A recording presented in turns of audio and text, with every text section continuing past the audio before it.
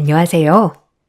늘 눈팅만 하다가 제 이야기를 써보게 될 줄은 몰랐어요. 하지만 다른 분들도 제 이야기를 듣고 같이 울고 웃으라고 써봅니다. 전 40대 중반 기혼 여성입니다.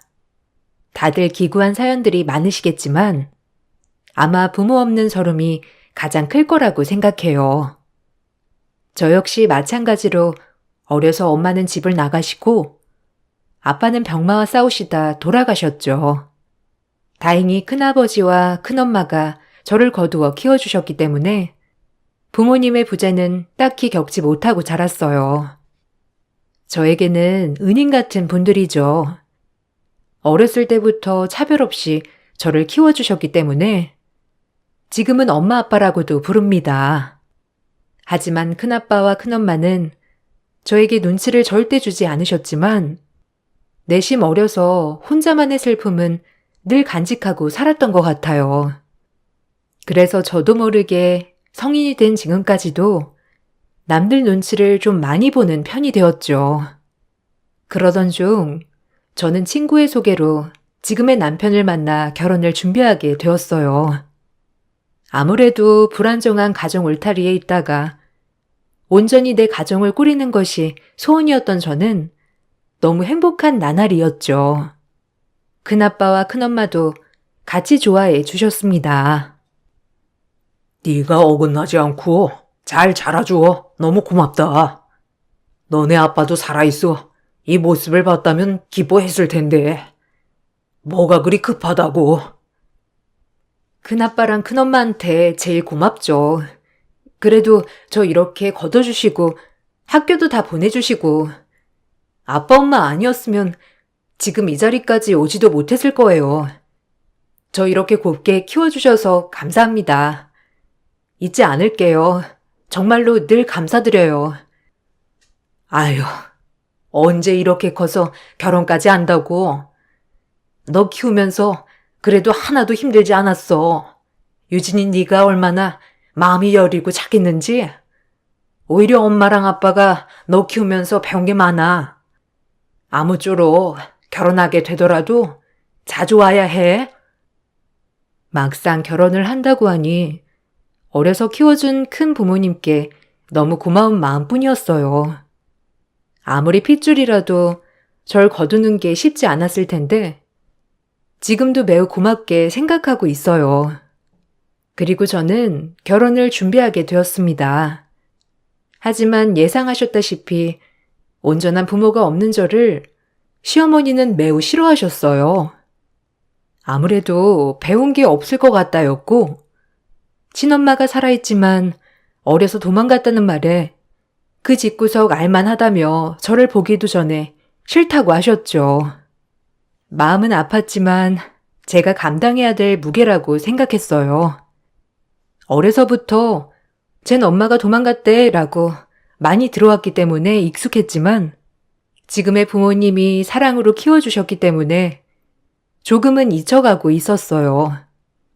하지만 결혼을 하면서 다시 한번 친엄마의 부재가 또 한 번 상처가 될 줄은 정말 몰랐습니다. 시어머니는 뼛속까지 옛날 사람이었기에 그 엄마의 핏줄을 받았으면 똑같을 거라고 그렇게 단언을 하셨어요. 정말 슬펐죠. 난 걔 싫다니까. 지 엄마 도망간 것만 봐도 딱 보면 모르겠어. 네가 지금 콩깍지가 단단히 신 거지. 아무리 큰아버지네가 애를 거뒀다 하더라도 그게 진짜 핏줄이니? 따지고 보면 지 엄마 핏줄 닮았으면 애가 얼마나 천박할 거야, 안 그래? 엄마, 그렇게 말 좀 하지 마요. 안쓰럽게 생각 들지 않으세요? 어려서부터 얼마나 마음 아픈 일이 많았겠어요. 전 이 결혼 포기 못합니다. 너도 버려놨다 아주. 그 요망한 년이 너까지 다 배려놨어. 내 아들 맞는 거냐? 내가 널 어떻게 키웠는데 아빠도 없이 홀로 너 하나만 바라보고 엄마 이렇게 늙은 거 안 보이냐? 그런데도 네가 내 기대를 저버리고 그깟 년이랑 결혼을 하겠다는 거야? 연연 하지 마요. 듣기 싫어. 내 인생 내가 선택하겠다는데 왜 알가알부 하시는 거예요? 아무리 그러셔도 전 포기 못해요. 그래, 너 죽고 나 죽자 아주. 어미 앞에서 못하는 말이 없지? 어디서 네 인생이란 말이 나와? 내가 널 어떻게 키웠는데? 엄마, 그거 집착이에요. 전 절대 유진이 포기 못해요.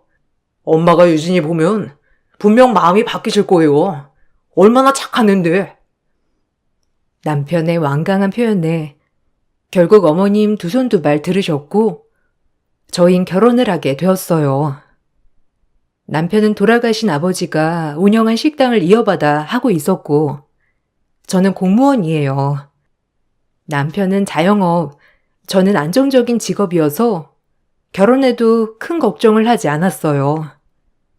하지만 어머님이 저를 정말 너무 미워하시는 통에 매일이 살얼음판 같았죠. 한두 번은 참았지만 매번 저희 친부모님을 운운하며 욕하셨기 때문에 참을 수 없는 날들이 더 많았습니다. 결혼식에서도 마음에 안 드는 티를 엄청 내셨기도 했고요. 그렇게 제 친구들도 그렇고 식장에 온 저희 집 부모님 쪽 지인들까지 민망해서 얼굴이 달아오를 정도였죠. 정말 아나무인이었어요.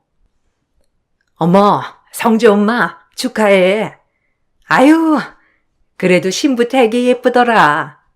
성재도 아주 싱글벙글이더라. 하여튼 너무 축하해. 축하는 무슨? 아유, 말도 마. 나중에 얘기해. 나 진짜 쟤 너무 마음에 안 드는데 성재가 하도 난리쳐서 억지로 시키는 거야. 식장이니까 나중에 우리 집에 오면 내가 자세히 얘기해 줄게. 하여튼 와줘서 너무 고마워. 밥 꼭 먹고 가고, 알겠지? 야, 너네 시엄마 진짜 너무하는 거 아니야? 아니, 지 얼굴에 침 뱉기지. 그게 뭐야 도대체? 결혼식장에서 떠벌리는 것도 아니고. 아, 원래 그러셔. 그냥 신경 쓰지 마. 그래도 좀 나아지시겠지 뭐. 어차피 같이 사는 것도 아니고 따로 살 건데 뭐. 네가 고생이 많겠다 진짜. 아유, 그래도 오늘 너무 예뻐. 결혼 축하해 유진아. 세상에서 제일 행복한 신부가 되길. 오죽했으면 제 친구들도 신부 대기실에 와서 시어머니의 만행을 저에게 말해 주었죠. 기가 막혔습니다. 천박스럽기도 했고요. 매번 오는 지인들을 붙잡고 신부 마음에 안 든다고 하소연을 하셨더래요. 저희 엄마 아빠가 그 모습을 보시고 얼마나 당황하셨는지 저까지 죄송해지더라고요. 엄마 아빠는 행여나 저를 안 좋게 보는데 엄마 아빠까지 나서면 저를 더 안 좋게 볼까봐 참으셨다고 하더라고요. 대신 결혼식이 끝나고 남편에게 아빠가 한 소리를 하셨죠. 얼마나 꾹꾹 참았다가 하셨는지 알 것 같더라고요. 자네, 어머니가 유진이 안 좋게 보는 거 다 아는데 남편이 옆에서 중재 잘해줬으면 하네. 자네 하나 믿고 시집 갔는데 지금까지 그런 소리를 들어야겠나? 하여튼 지켜볼 거야. 우리 유진이는 내 친딸이나 다름없으니 눈에 눈물 나게 하는 일 없도록 하게. 네, 아버님, 죄송합니다. 저희 엄마가 유진이 힘들게 하지 않도록 제가 옆에서 많이 노력할게요. 지켜봐 주세요. 아유, 내가 진짜 창피해서 원. 자네 믿고 결혼시켰는데 유진이 앞날이 안 봐도 훤해. 어쨌든 유진이 눈에 눈물 나는 날엔 내가 가만 안 있을 거야. 아유, 창피해. 자네 어머님, 하여튼 정말 매너가 너무 없으신 것 같아. 김서방이 조심 좀 시켜줘. 그렇게 험난한 결혼 생활에 막이 열렸죠. 시어머니는 더 대단했어요. 매번 말도 없이 저희 집에 찾아오는 것은 기본이었고 오자마자 집을 뒤지며 매번 살림살이에 터치를 하시곤 하였죠. 집에 들어가는 길에 두려울 정도일 때도 있었어요. 오늘은 오셨을까? 오늘은 안 오셨을까? 매번 이렇게 스트레스를 받았죠. 일 끝나고 집에 오는 날에 깜짝 놀라는 날도 허다했고요. 어머, 깜짝이야. 아니, 어머님, 언제 오셨어요? 말도 안 하시고, 현관 비밀번호는 어떻게 아신 거예요? 아, 놀래라. 내가 우리 아들 집 오는데 너한테 보고하고 와야 하니? 아니, 성재밥은 잘 차려주는 거야? 집안꼴이 이게 뭐니? 냉장고 안은 이게 뭐고? 빵 쪼가리에 죄다 과일. 아니, 밥은 안 먹고 사냐? 우리 성재가 밥심으로 사는 거 몰라서 그래? 네? 아니, 성재 씨 아침 안 먹고 다녔다고 하던데요? 그리고 저녁은 저희가 알아서 잘 차려 먹고 있어요. 그리고 사람 없는 집에 이렇게 불쑥불쑥 오시는 거 좀 아닌 것 같네요, 어머니. 다음번에 저 있을 때 예고하고 와주세요. 이러시면 너무 불편해요. 뭐야? 아이고, 내가 하다 별. 너까지 것한테 내가 허락을 받아야 한다고? 내가 왜? 우리 아들이 산 집인데 내가 네가 뭐라고 너한테 허락받아야 해? 아주 웃기는 애네 이거. 내가 이러려고 너랑 결혼 허락한 줄 알아? 내 아들 뺏기고는 못 살아. 성재 씨가 산 집 아니고요. 엄연히 대출이라 저희들이 힘 모아서 갚고 있는 거고요. 여하튼 성재 씨한테 말해 놓을게요. 이렇게 어머님 불쑥 오시는 거 안 했으면 좋겠다고. 식사하셨어요? 성재 씨 오면 식사하시고 가실 거죠? 저녁 준비하게요. 기다리세요. 이렇게 매번 와서 제 속을 뒤집어 놓으셨죠. 그릇은 얼마나 뒤지셨는지 주방도 엉망이고 심지어는 제 옷장에 옷들까지 뒤져대셨습니다. 그리고 모든 것이 마음에 안 들다는 듯이 항상 꼬투리를 잡으셨죠. 따로 살아도 같이 사는 느낌이었죠. 이럴 바엔 같이 살아도 되겠다 싶을 정도였어요. 그리고 묘하게 그릇 위치나 옷 위치도 마음대로 바꿔 놓으셨어요. 정말 기가 찼죠. 어머니, 제 옷장도 뒤지신 거예요? 너무 하신 거 아니에요? 제가 어머님 물건에 손대면 기분 안 좋으실 거 아니에요? 뭐야? 그래, 내가 뒤져봤다. 옷 꼬락서니 하고는 천박해가지고 그걸 옷이라고 걸쳐 입고 다니냐? 하도 기가 막혀서 들춰본 건데 시애미가 옷 좀 뒤져봤기로서니 눈을 동그랗게 뜨고 대들어. 이게 어디서 배워먹은 버르장머리야? 하긴 배울 때가 있어야 배우지. 지업이 집 나가고 아빠 죽고 저렇게 사연 있는 애를 왜 하필 성재가 커둬가지고. 아유, 지겨워. 너무하세요. 어떻게 제 아픔을 그렇게 아무렇지 않게 들춰내실 수 있으세요? 어머니, 정말 너무하시네요. 너무는 네가 너무하지. 뻔뻔하게 우리 집에 시집 오길 어딜 와? 성재가 죽고 못 살았어도 결혼하지 말았어야지. 아주 너 머리부터 발끝까지 마음에 안 든다. 어미가 어떤 사람인지도 모르는데 그 핏줄이 나중에 어떨 줄 알고. 아유, 불결하지 아주. 성재 씨도 아버지 없는 건 마찬가지 아닌가요? 어디 가서 성재 씨가 그런 소리 들으면 어머님 마음이 어떻겠어요? 제발 작작하세요. 어머, 아주 사람 잡네. 아주 버르장머리 없는 년. 무섭다 무서워. 나중엔 아주 한 대 치겠다. 왜? 지금 쳐봐. 매번 아픈 곳만 찔러드는 어머님의 말에 눈물을 안 흘리는 날이 없었어요.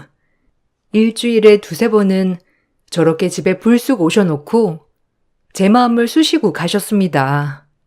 남편이 어머님께 아무리 화를 내봐도 어머님은 작정한 듯이 매번 찾아오셨죠. 아주 미치는 줄 알았어요. 사는 게 아니었죠. 이러다 남편이랑 이혼할 수도 있겠다 싶을 정도였어요. 그 정도로 매번이 스트레스 받는 나날이었죠. 엄마, 자꾸 그러면 저희 비밀번호 바꿀 거예요. 저희가 갈 테니까 집에 말도 없이 오지 마세요. 요즘 세상이 어떤 세상인데 시어머니가 집문을 따고 들어와요. 그리고 유진이한테 뭐라고 하셨길래 엄마만 왔다 가면 그렇게 우는 거예요. 네? 어머, 너 성재 맞니? 아주 여우한테 놀아나더니 지금 엄마한테 바락바락 대드는 거야? 아휴, 기가 막혀. 엄마가 이러면 제가 더 힘들어져요. 왜 그걸 몰라요? 네? 아빠 없이 엄마가 홀로 저 힘들게 키워준 건 다 알고 고마운데요. 제발 유진이 좀 내버려 둬요. 유진이가 저렇게 힘들어하니까 제가 괜히 죄인 된 것 같고 그러잖아요. 부탁드릴게요. 네가 왜 죄인이야? 떳떳한데. 자기가 죄인이지? 엄마도 도망가고 발자가 얼마나 세다는 거야? 아유, 무서워. 제가 나한테 얼마나 말대꾸를 하는 줄 알고나 그러는 거야? 나를 이제 치겠더라니까. 그런데도 네가 제 편만 드는 거야? 너도 참 변했다 아주. 하지만 시어머니는 그때뿐이었죠. 남편이 한 번씩 이따금 뭐라고 할 때마다 잠시 나아진 듯 하더니 또 반복이 되었어요. 제가 남편과 이혼하지 않는 이상 어머님은 끝날 줄은 몰랐죠.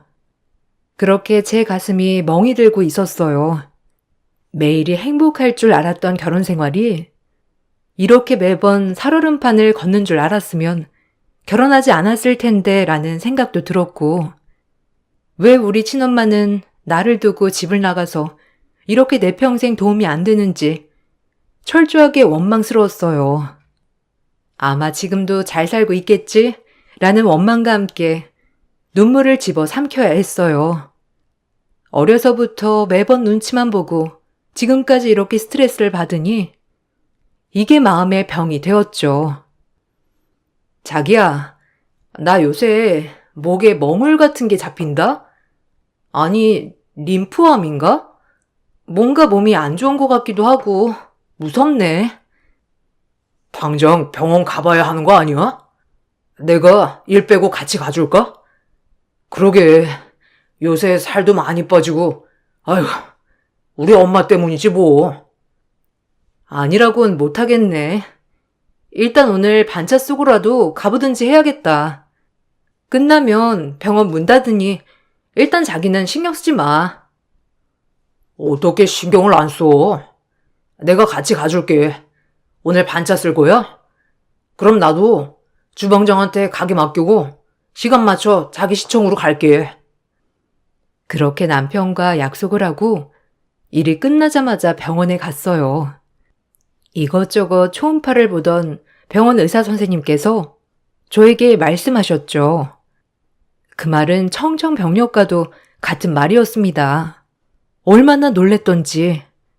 내가 병을 키웠다는 생각과 함께 눈앞이 아득했죠. 일단 소견서 하나 써줄 테니 큰 병원으로 가보는 게 좋겠어요. 아무래도 종양 같긴 한데 위치가 갑상선이라 조직검사해 보는 게 좋겠어요. 오늘 소견서 써드릴 테니 이 병원으로 가보세요.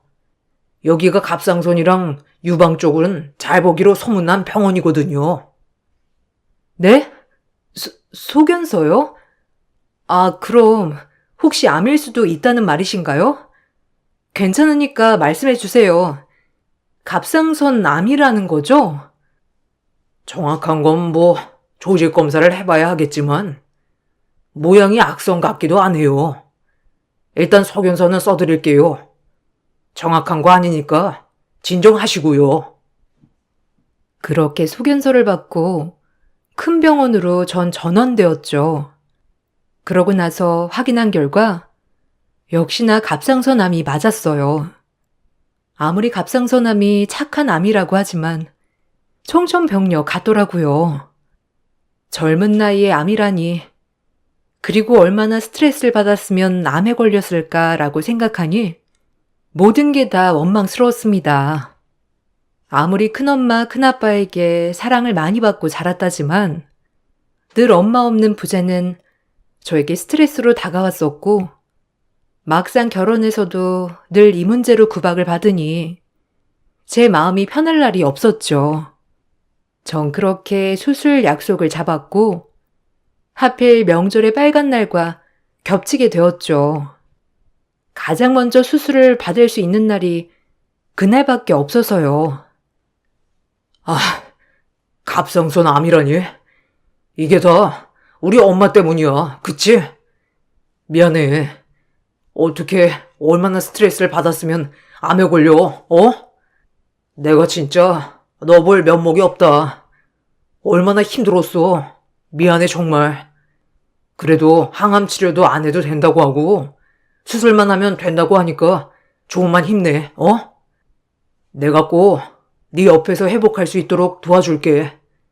유진아, 진짜 나 만나서 네가 마음고생이 많다. 아니야. 자기도 중간에서 참 힘들었지? 괜찮아. 이제 스트레스 받지 말아야지. 다 이게 내가 스트레스를 풀지 못해 쌓아온 마음의 병인걸. 어머님뿐만 아니라 어려서부터 늘 그랬어 나는. 매번 눈치 보고 주눅 들고 스트레스 받고 마음의 병이 된 거지 뭐. 엄마 아빠는 제가 암에 걸렸다는 소식을 듣자마자 병원으로 달려오셨고 엄마는 목 놓아 우셨어요.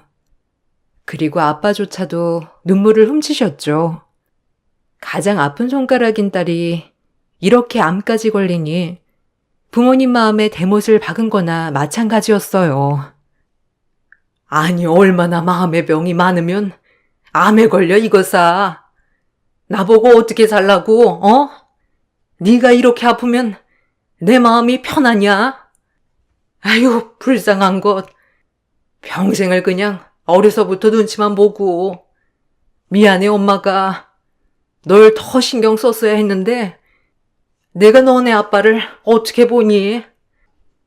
아니야. 엄마가 날 얼마나 아껴서 키웠는데 왜 그런 말 해? 나 속상하게. 엄마 아빠는 진짜 최선을 다해서 나 키워줬잖아. 그래도 살도 이렇게나 빠지고, 아휴. 수술하고 엄마 집에 들어와서 좀 몸보신 좀 하고 가야겠다. 김서방, 수술하고 나면 유진이 내가 좀 데리고 있을게. 그래도 괜찮지? 데리고 가서 몸보신 좀 시키고 푹 쉬게 해야지. 아, 너 휴직계도 냈지? 휴직계 냈어. 그래도 공무원 사회가 이런 건 다 잘 되어 있잖아. 걱정 마, 엄마. 아휴, 갑상선은 착한 암이래잖아. 착한 암이 어디 있어? 힘든 건 마찬가지지. 그런 소리 말고 푹 쉬어. 넌 네 마음만 추슬러, 알겠지? 아휴, 내가 진짜 못 살아.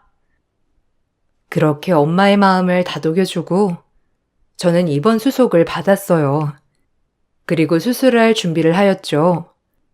태어나서 난생 처음 하는 수술이라 긴장도 많이 되었지만 이렇게 온 가족이 모여 걱정을 해주니 그래도 마음을 잘 추스를 수 있었어요.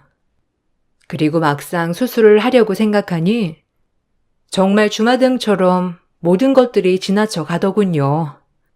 날 버린 엄마, 그리고 돌아가신 아빠, 어렸을 때 추억까지도요. 그렇게 입원을 하고 수술을 하였어요. 수술은 생각보다 일찍 끝이 났고 전 회복하러 입원실로 이동했어요. 그리고 막상 이렇게 병실에 누워있으니 별의별 생각이 다 들더라고요. 명절날이 되어 그래도 수술 때문에 들러보지 못한 시댁에 마음이 쓰였어요. 아니나 다를까 시어머니는 제가 병원에 있다는데도 불구하고 기어코 남편 차를 타고 병원에 들르셨죠. 남편에겐 저의 병문안을 간다고 하면서 말이에요. 남편은 처음에 어머니를 말렸지만 어머니가 한사코 간다고 하시는 바람에 결국 어머님을 데리고 왔어요. 그래도 며느리가 누워있는데 이런 전이나 이런 거 맛은 봐야지. 거기 어디냐? 나 좀 데리고 병원에 앞장서라. 엄마가 가보게요? 아니요. 그냥 음식만 싸주세요. 제가 전달해 줄게요. 유진이 지금 힘들어하는데 나중에 오세요. 며느리가 병원에 입원했다는데 나보고 뭐 가만히 있으라는 거야? 그래도 가야지. 앞장서 얼른. 전 좀 챙길 테니 시동 걸어라. 남편은 시어머니가 웬일이지? 라고 생각하다가 그래도 유진이가 아프니 마음이 약해지셨다고 생각했다고 하더라고요. 그래서 남편은 이제야 어머니와 유진이가 행복하게 지낼 수 있겠구나 생각하고 들뜬 마음으로 차 시동을 걸었다고 했죠. 그렇게 병실 문이 열리고 시어머니는 몹시 상기된 얼굴이었어요. 그 얼굴을 보고 저조차도 놀랐습니다. 너무 화가 난 표정이어서요. 아, 어머니 오셨어요? 제가 하필 명절에 수술하게 돼서 죄송해요. 혼자 명절 준비하느라 힘드셨죠? 그래도 여기까지 와주시고. 아이고, 아프다고 하더니 얼굴이 폈구나. 내 아들 돈으로 이렇게 1인실에서 발자 좋다 아주. 처음부터 끝까지 마음에 안 들어. 시어머니는 말이 끝나자마자 가지고 오신 동태전들을 제 얼굴에 집어 던졌습니다. 전 이게 무슨 일인지 어안이 벙벙해하며 전을 그대로 맞았죠. 남편은 그 모습을 보고 어머님한테 소리를 질렀고 전 망연자실했어요. 암수술한 며느리에게 전 귀싸대기라니요. 엄마, 미쳤어요? 도대체 뭐 하는 거예요? 유진이 걱정된다면서 지금 이렇게 속 뒤집어 놓으시려고 오신 거예요? 넌 닥쳐. 아주 마음에 안 든다 하니까 마음에 안 드는 짓만 하고 있어. 네가 뭘 그렇게 스트레스를 받았다고 유난이야? 뭐라고? 이 아줌마가 진짜 미쳤네. 당신 진짜 미쳤어? 지금 나한테 전 던진 거야? 그래, 당신은 원래 이런 사람이었지. 전 당장 이 아줌마를 끌어내려고 비상호출벨을 눌렀어요. 비상호출벨이 눌리자마자 병원의 부원장님이 달려오셨고요. 지금 이 모습을 보더니 눈이 돌았는지 시모의 기싸대기를 날렸습니다. 저 역시도 놀라긴 마찬가지였고요. 왜 부원장님이 어머머, 당신 미쳤어? 당신이 뭔데 내 뺨을 쳐? 어? 당신이 뭔데 내 뺨을 치냔 말이야? 인연이랑 한패야? 내 딸한테 무슨 짓이야? 배워먹지도 못한 년이? 어디서 내 딸에게 전을 집어던지고 이 난리야? 넌 더 맞아야 돼.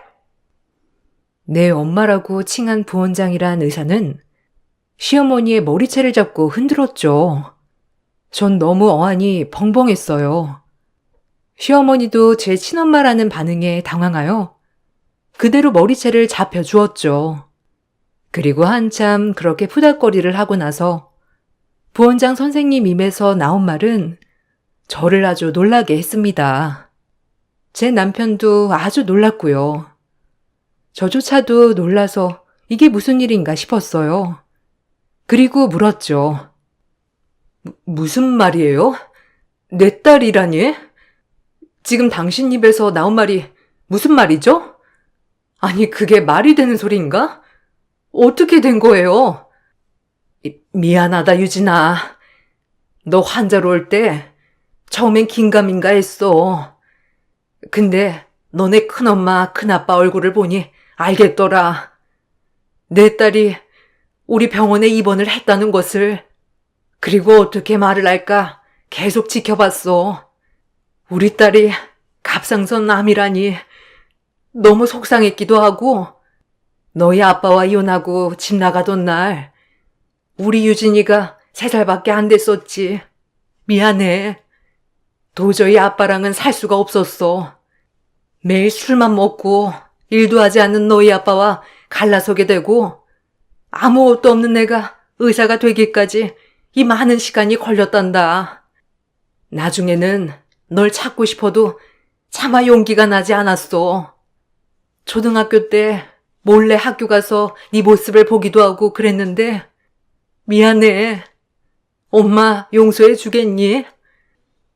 어안이 벙벙했죠.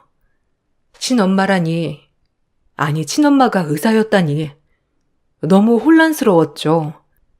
그리고 시어머니는 저희 친엄마가 이 큰 병원 부원장이라고 들으니 태도가 돌변했어요.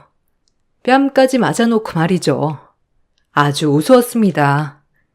그 점에선 아주 고소했어요. 아니 그럼 당신이 우리 유진이 친엄마인가요? 아유 어쩐지 가끔 유진이가 고급져 보일 때가 있던데. 그럼 그게 다 의사 핏줄을 물려받아서 그런 거군요. 전 유진이 시엠이에요.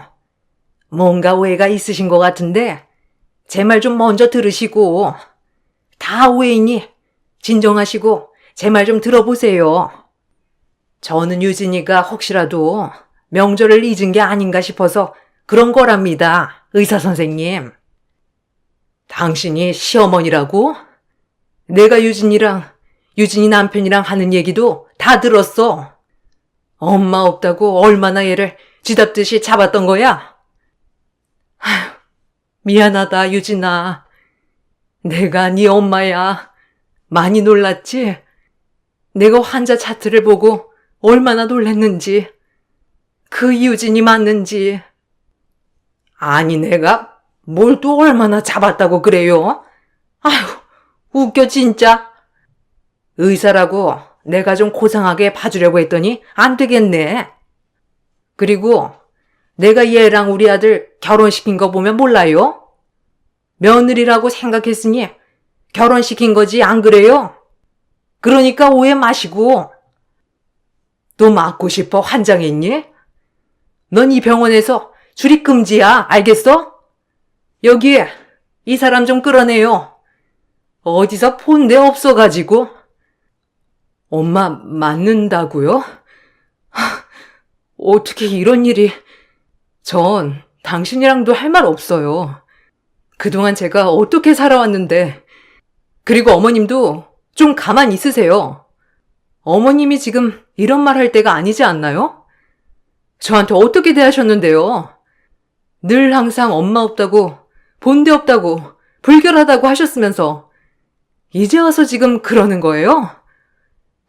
진짜 꼴 같지도 않네요. 둘 다 나가주세요. 저 정말 지금 혼란스러우니까. 엄마, 나가. 지금 이게 뭐 하는 짓이야? 아픈 사람 병실에 와서. 진짜. 엄마 정말 가지가지 한다. 죄송해요. 미안해, 유진아. 유진아, 정말 미안해. 엄마가 중간중간 큰아빠네한테 연락도 하고 너 찾으려고 얼마나 노력을 했는데, 그땐 엄마가 능력이 너무 없어서 널 데리고 오지 못했어. 큰아빠네가 널 키우는 게 너한테도 환경적으로 나을 것 같았고. 근데 후회했어. 엄마가 이제 너 하고 싶은 거 다 하고 살게 해줄게. 미안하다. 정말 엄마를 용서해 주겠니? 엄마도 널 잊은 적이 단 한 번도 없어. 아니, 무슨 소리를 그렇게 섭섭하게 하니, 유진아? 우리 며느리가 친엄마를 찾다니. 진짜 감격스럽구나. 그리고 이 큰 병원의 부원장이라면 도대체 얼마나 성공했다는 거야? 진정들 좀 하시고 제 얘기 좀 들어보세요, 사돈. 이제 사돈이죠? 그렇게 날 구박할 땐 언제고. 이제 와서 친엄마가 이 큰 병원의 부원장이라니까. 왜? 눈이 돌아가요? 당신 같은 사람이 내 시어머니라는 게 진짜 부끄러워. 나가! 그리고 성재 씨, 나 지금 말할게. 어머님이랑 나랑 둘 중 하나만 골라. 나 더 이상 어머니랑 만나고 싶지 않아. 저는 남편에게 그렇게 통보를 하고 이제 친엄마와의 관계를 마무리 지어야 할 것 같았어요. 친엄마는 저에게 애원했죠. 절 잊은 적이 단 한 번도 없다는 그 말이 얼마나 가슴이 아팠는지. 그리고 친엄마는 시어머니를 내쫓았어요. 남편도 너무 놀라서 더 이상 말이 없었고요. 그리고 그날 저와 친엄마는 못다한 이야기를 많이 나눴습니다. 혼자서 저를 데려오기 위해서 악자같이 공부한 나날들, 공부하며 아르바이트했던 날들 때문에 저를 돌볼 수 없었다는 얘기들, 그리고 지금이라도 꼭 엄마 노릇을 하고 싶다고도 했고요. 무엇보다 저에게 주고 싶어 돈을 버는 순간부터 지금까지 차곡차곡 모아놓은 돈을 저에게 주시더라고요. 자그마치 그 돈은 8억이었습니다. 남들에겐 큰 돈이 아닐 수도 있지만 그 돈보다도 친엄마의 저를 생각해줬다는 마음, 저를 잊지 않았다는 그 마음이 가슴을 울렸어요. 그리고 저를 키워주신 큰아빠와 큰엄마가 한달음에 달려오셨죠. 저를 키워주신 부모님에게 무릎을 꿇고 감사하다고 싹싹 비는 친엄마를 보니 만감이 교차했어요. 놀랐죠. 그리고 그런 엄마를, 큰엄마와 큰아빠는 그래도 제가 친엄마를 찾았다는 마음에 오히려 제 마음을 더 신경 써 주셨어요. 그리고 친엄마는 그냥 얼굴만이라도 보게 해달라고 저에게 말했어요. 늘 엄마가 그리웠던지라 절 버리지 않았다는 그 말에 마음이 얼마나 녹던지. 내가 그동안 엄마를 얼마나 보고 싶었는데, 큰엄마랑 큰아빠가 엄청 잘해주셨지만 그래도 친엄마가 날 버리고 갔다는 그 응어리, 그래도 이렇게 날 잊지 않고 찾아줘서 고마워요. 그리고 나 친딸처럼 키워줘서 고마워요, 큰아빠 큰엄마. 고맙습니다. 우리 딸 이렇게 훌륭하게 키워주셔서 저보다 더 훌륭한 부모님이세요. 고맙습니다, 아주버님, 형님. 그래도 유진이가 내 딸인 건 변함이 없고요. 그래도 유진이가 그렇게 그리워한 친엄마를 찾았으니 저는 그걸로 됐습니다. 그리고 병원에서 태어날 때까지 친엄마의 케어를 받았고 집으로 돌아오는 길 남편에게 다시 한번 말했죠. 이혼 아니면 시어머니와 손절.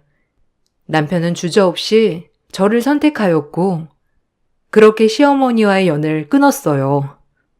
아마 시어머니에겐 가장 큰 벌이 아닐까 싶어요. 시어머니는 남편이 연락도 없이 시어머니를 무시하자 저희 집에 찾아왔지만 문전박대를 하였고 비밀번호도 바꿔버렸죠. 야, 문 안 열어? 너 부원장 친엄마 얻었다고 막 나가는 거니? 그래봤자 한부모 가정주제에 네가 나를 이렇게 등한시해? 조용히 해, 이 아줌마야. 당신 아들도 이제 등 돌렸고 당신은 영원히 혼자야. 내가 왜 암에 걸렸는데 다신 찾아오지 마. 한 번 더 찾아오면 경찰 부를 줄 알아. 알겠어? 이제 혼자 외롭게 쓸쓸히 늙어가 봐. 알겠지? 다신 오지 마, 다신. 시어머니는 할 말을 잃은 듯이 터덜터덜 돌아갔고 남편도 저에게 그렇게 병실에서 하는 모습을 보고 자기 엄마를 보고 싶지 않다고 했고요. 그렇게 저희는 정리가 되었어요. 암에 걸린 덕분에 친엄마를 찾았다고 할까요? 아니면 만날 인연이라 만났던 걸까요? 전 간간히 친엄마도 만나고 지내고 있어요. 물론 아직까지 마음속의 나의 부모님은 큰엄마, 큰아빠라고 생각하고 있고요. 이젠 생각을 바꿔서 저에겐 부모님이 4명이 있다고 생각하며 긍정적으로 살고 있습니다. 제가 밝아진 모습에 남편도 좋아하고요. 지금이 제일 행복한 시기인 것 같아요. 시간이 많이 흘렀지만 아직도 시어머니의 만행들은 지금 생각해도 부글부글 끓습니다.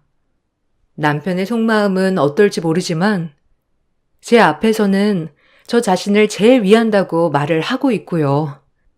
전 다신 보고 싶지도 않아요. 늘 눈팅만 하다가 한번 제 이야기도 써봤는데 제가 겪은 일이지만 별의별 생각이 또 드네요. 지금까지 제 이야기 들어주셔서 감사합니다. 안녕하세요. 저는 신청사연 라디오 채널의 열혈 구독자입니다. 경기도에 거주하고 있고 40대 중반이죠.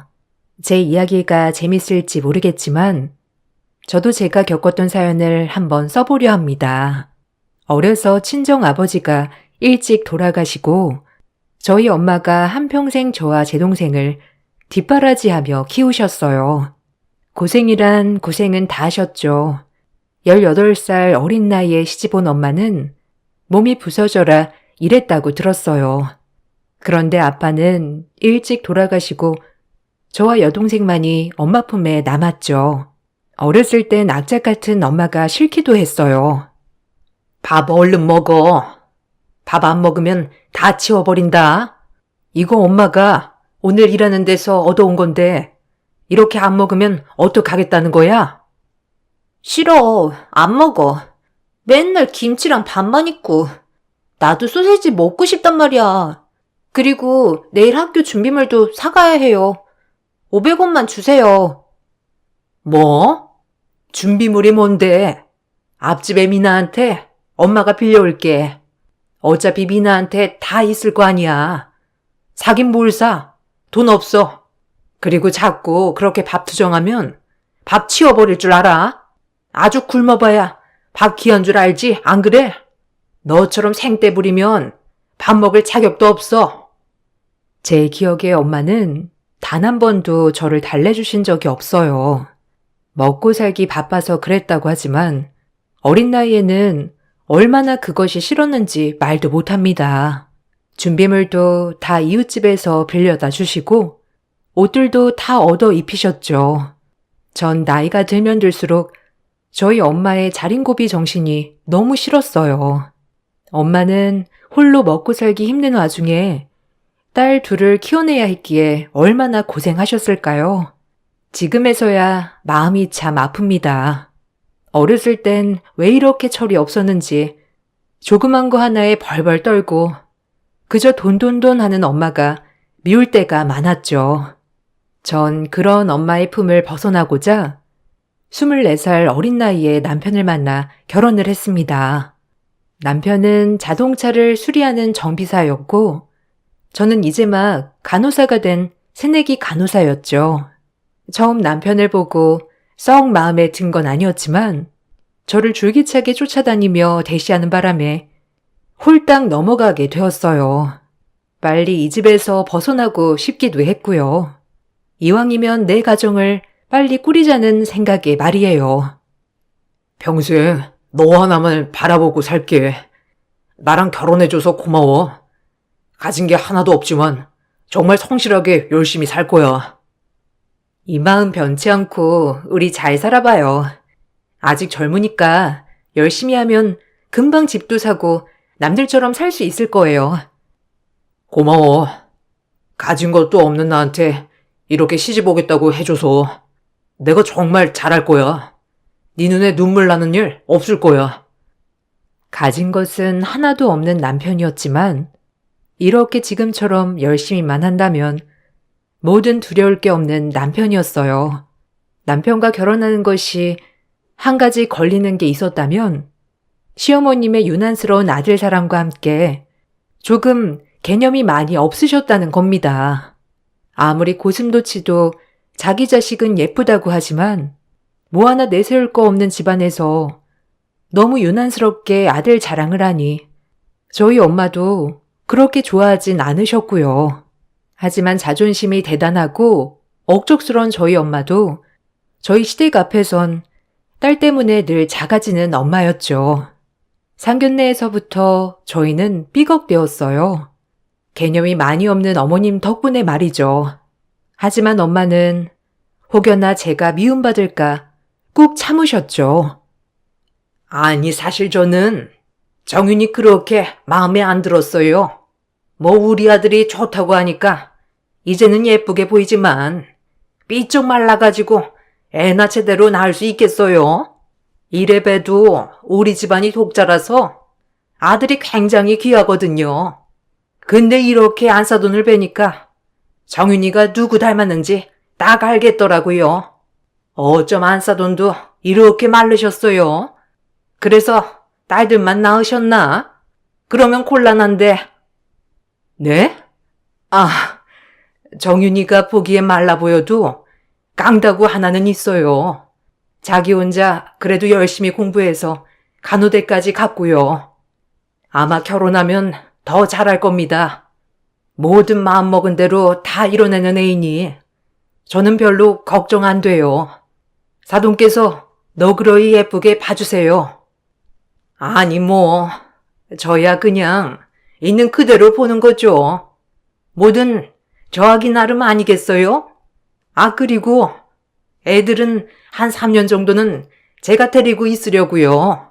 그래서 말인데 그 저희 집 가전 바꿀 것 좀 제가 적어왔거든요. 이대로만 준비해 주시면 됩니다. 아, 네, 맞네요. 정윤이랑 좀 상의 좀 해볼게요.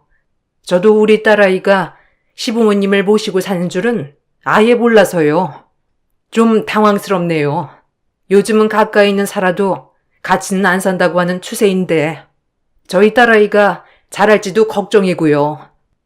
어머, 정윤이가 아빠 없이 자랐다고 하던데 가르칠 게 많아 보여요. 제가 데리고 있으면서 이것저것 잘 가르칠게요. 아빠 이야기를 하면서 데리고 살겠다는 시어머니를 보니 입이 떡 벌어졌습니다. 할 말 못할 말이 따로 있지 라는 생각과 함께요. 어이가 없었어요. 팔려가는 결혼도 아닌데 본인들이 원하는 가정까지 다 바꿔달라고 하는 거 보니 제 심기가 많이 불편했죠. 엄마도 한성질 하셨기 때문에 이런 부분에서는 무조건 할 말을 할 거라고 생각했지만 확실히 사돈댁이라고 생각하셨는지 그냥 조용히 종이를 받아들이셨습니다. 약해진 엄마의 모습에 화가 나더군요. 악착같고 돈밖에 모르는 엄마라서 싫었지만 이렇게 약해지는 모습을 보니 마음이 많이 아프더라고요. 그래서 전 상견례를 마치고 남편에게 따져 물었죠. 이대로 있을 순 없었으니까요. 어머님 뭐야? 상의도 없이 우리를 데리고 산다고 하는 것부터 바꿀 가정까지. 내가 무슨 미치는 결혼하는 것도 아니고. 자기가 좀 말 좀 해봐. 내 말이 틀려? 그리고 왜 이런 얘기 나한테 진작하지 않았어? 아까 우리 엄마 표정 봤잖아. 얼마나 당황하셨는지. 아, 미안해. 내가 엄마한테 잘 얘기해 볼게.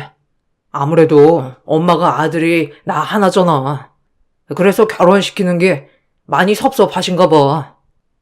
우리 엄마는 나 결혼시키는 거 아니고 어차피 우리 데리고 살 생각이시라며 뭐가 섭섭하시다는 거야? 나 이 부분에서 정말 확실히 해야겠어. 가전이나 이런 거 양보 못해. 솔직히 우리한테 해주시는 것도 없는데 바라기만 하는 거 진짜 아니잖아. 미안해. 화 풀어. 내가 집에 가서 엄마한테 신신당부할게. 아마 우리 집에서 집 같은 거 못 해주니까 괜한 자존심 부리는 거야. 기죽지 않으시려고. 그래서 세게 하는 말들이니 너무 마음에 담아두지 마. 알겠지? 화 풀어. 어? 웃어봐요. 웃을 때 예쁘잖아. 결혼 준비할 때까지만 해도 남편이 저한테 아주 푹 빠져 있었기 때문에 남편은 저의 말에 찍소리도 못했죠. 결국 가전은 없던 일로 하기로 하고 결혼을 했습니다. 그리고 저희는 시어머니 말씀대로 합가를 했죠. 합가에 대한 걱정은 엄청났지만 남편이 애원하기도 했고 나가 살 여유가 안 되었기도 했고요. 하지만 결혼을 하고 보니 생각보다 남편은 더욱더 마마보이였고요. 시어머니는 더욱더 개념이 없으신 분이었죠. 저는 결혼과 동시에 일을 그만두었기 때문에 집에서 살림을 했어요. 시어머니께서 결혼 후 살림 좀 배웠으면 좋겠다 하셨던 것도 있었고 남편 또한 제가 집에서 내조를 하길 바랐죠. 남편 뜻에 따라 일을 그만두고 살림을 하기 시작했는데 그런 저에게 시어머니는 하나부터 열까지 저를 쫓아다니면서 하나하나 꼬투리를 잡으셨죠. 정말 힘든 결혼 생활이었습니다. 내가 왜 결혼했지라는 생각을 수만 번, 아니 수억 번은 했으니까요. 하지만 저도 만만치 않은 성격을 가진 엄마 밑에서 24년을 살았기 때문에 제 내공도 만만치 않았죠. 시어머니와는 늘 부딪히는 일이 다반사였어요. 그런 시어머니는 절 더 못마땅해 했고요. 거의 앙숙이나 다름없었죠. 남편은 제 편이 돼줄 거라고 확신했지만 그런 남편도 변해가기 시작하더군요. 이 집에 제 편은 철저히 없는 기분이었습니다. 속은 결혼이었죠. 미역은 더 불렸다가 볶아야지. 아니 친정에서 이런 것도 안 배운 게냐? 딸만 둘이라는데 너희 엄마는 널 뭘 가르친 거야? 먹고 살기 바빠서 아무것도 안 가르친 거면 아주 어이가 없구나. 그래도 밥은 해먹을 수 있게 가르쳐야지. 나 원참. 어머님, 뭐 요새 누가 이렇게 삼시세끼 다 해먹나요? 간단히 토스트도 먹고 하는 거죠. 효섭 씨도 아침 잘 안 먹고요. 뭐야? 네가 먹지 말라고 한 거겠지? 우리 효섭이가 얼마나 아침을 잘 먹고 다녔는데 허튼 소리를 해? 하여튼 미역은 더 불려야 하니까 물에 더 담가놓고 불거든 미역부터 볶아라. 알겠냐? 이렇게 쉬운 것도 알려줘야 하니 나 원참. 그럼 어머님이 해주세요. 제가 밥 안 치고 반찬 할게요. 매번 질책만 하시니까 저도 주눅 들어서 뭘 못하겠네요. 어머, 얘 말하는 것 좀 보소. 처음 볼 때부터 보통은 아닐 것 같았다 아주 눈빛부터가. 근데 이 시험이 가르치려 들어? 가르치는 게 아니고요. 어머님한테 부탁드리는 거예요. 사사건건 어머님이 절 못마땅해 하시니까요. 그렇게 들으셨다면 죄송해요. 시어머니는 하나부터 열까지 모든 게 잔소리였어요. 그리고 틈만 나면 저희 친정에서 못 배웠느니 안 배웠느니 말을 하셨죠. 노이로제에 걸릴 지경이었습니다. 산은 산이요, 물은 물이로다 하며 지내온 세월이었죠. 모든 남편들이 그렇듯 처음엔 별도 달도 따줄 것처럼 하더니 남편 또한 결혼 후 변해가기 시작했죠. 처음엔 제 손에 물이 닿아서 손이 미어질까 걱정하던 남편이었지만 지금은 시어머니한테 그만 좀 대들어라. 네가 우리 집에 들어와서 하루도 편할 날이 없다 하고 말하는 남편이 되었으니까요. 오늘은 어머님이 나한테 뭐라는 줄 아셔? 친정에서 못 배워 먹었대. 아니 어떻게 그런 얘기를 눈 하나 깜빡 안 하시고 하는 거야? 아 그만해. 우리 엄마가 그렇게 말할 수도 있지 뭘 그래? 그리고 네가 살림 못하는 건 사실이잖아. 그럼 어머니 가르쳐주세요 하면 될 걸 가지고 꼭 말대꾸를 해야겠냐? 여기 시댁이야. 니네 집 아니라고. 좀 적당히 까불어야지 진짜. 나도 피곤하다 일하는 내내. 뭐? 아니 그럼 어머님이 친정을 그렇게 말씀하시는데 내가 참아야 한다는 거야? 당신 어쩜 이리 변했어? 어? 나 원래 그랬어. 변하길 뭘 변해. 피곤하다. 물이나 받아와 발이나 닦게. 조경이나 하다 자야지. 그만 쫑알거려라. 지겹다. 절대 가부장적이지 않을 거라 생각했던 남편은 점점 가부장적으로 변해갔습니다. 그리고 아무것도 없이 살림만 하는 저는 자존감도 잃어갔죠. 그리고 저는 임신을 하였어요. 임신을 해보니 친정엄마의 마음을 더욱더 알 것 같더라고요. 이 아이를 지키기 위해 어떤 것도 다 해내야 될 것 같은 마음. 저희는 아빠가 없었으니 엄마가 얼마나 더욱더 이악 물고 버텼을까요? 이 마음을 품은 채 10달이 지나고 아이를 낳았습니다. 아이는 건강한 사내 아이였고 아이를 낳고 나서 친정 엄마만이 생각나더라고요. 아이를 낳는 날도 동창회라는 핑계로 병원에 오지 않던 남편을 기다리는 저에게 눈을 뜨자 친정 엄마가 와 계셨습니다. 아이고, 내 딸 고생 많았다. 많이 힘들었지? 얼마나 아팠어, 우리 딸. 엄마가 옆에서 계속 용기를 줬어야 했는데. 엄마, 어떻게 왔어? 아니, 못 타고 왔어. 멀었을 텐데. 병원에서 전화 받은 거야? 엄마 보고 싶었는데 너무 좋다. 이렇게 보니까. 김서방은, 아니 시댁은 사돈어른이 그렇게 간절히 바라던 아들 손주인데 아직 안 오셨나 보구나. 아유, 고생했어, 내 아가. 아니야, 엄마도 나 낳을 때 많이 고생했지, 진짜. 이 사람은 오늘 일이 많이 밀렸나 봐. 내일이나 올 거야. 오늘 엄마 여기서 자고 가. 엄마는 병원에서 전화를 받자마자 시골에서 콜택시를 불러 병원까지 오셨고 근처에 사는 남편과 시댁은 방문조차 안 했죠. 다음 날에 남편은 전날 술을 얼마나 먹었는지 알 수 있는 얼굴을 하고 헐레벌떡 왔고 시어머니도 같이 오셨더라고요.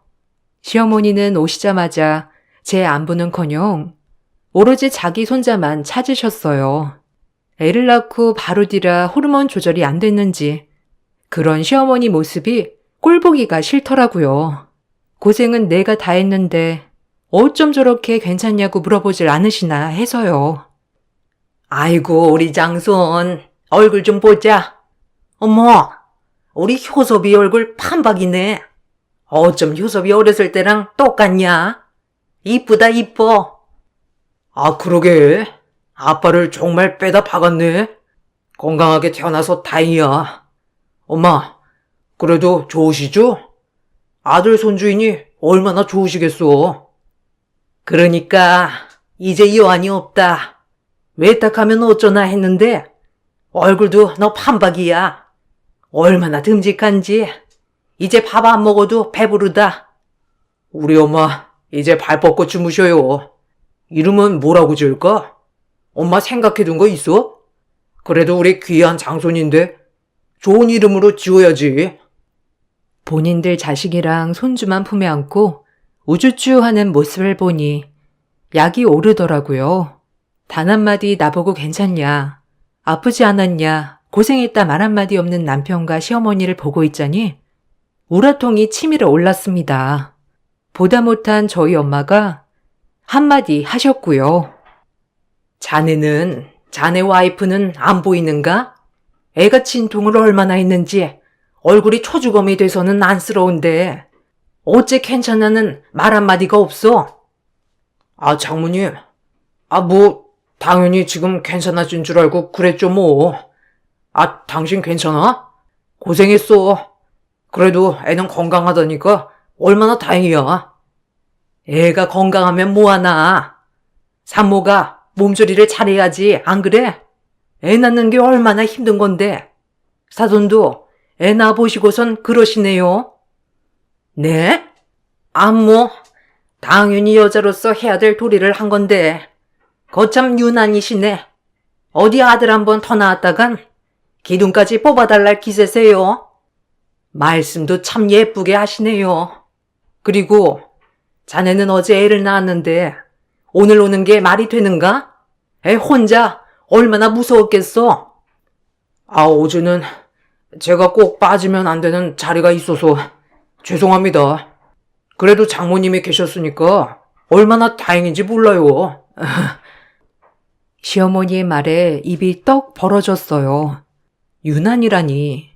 제가 많은 것을 바란 것도 아니고 그저 괜찮니, 고생했다 정도였는데 어머님의 말이 조금이라도 남아있던 정내미가 떨어졌어요. 그리고 더 이상 시어머니에게 아무런 감정의 기대도 하지 말자라고 마음을 먹었어요. 혹시라도 엄마와 시어머니의 언성이 높아질까 제가 제지해야 했고요. 철없는 남편은 그저 입 닫고 가만히 있더라고요. 아, 뭐 태어는 내일이라고 하니까 저 엄마네 집에서 몸조리 좀 하다가 갈게요. 아무래도 일주일은 있어야 할 것 같아요. 뭐? 일주일이나? 아니, 집에서 몸조리 하면 되지. 굳이 거기 시골까지 가야 하니? 애도 멀미하는데 집으로 와라. 아니에요, 사돈. 제가 정윤이 챙겨주고 먹이면서 일주일만 데리고 있을게요. 그래도 애 낳고 몸조리는 제대로 해야죠. 어머, 사돈. 제가 다 시켜준다니까요. 그리고 출가인 모르세요? 어디 여자가 친정을 오락가락 마음대로 합니까? 네? 어머니, 무슨 말이 그래요? 제가 언제 맘 편히 친정 간 적 있나요? 저 아기 데리고 일주일만 다녀올 거니까 그리 아세요.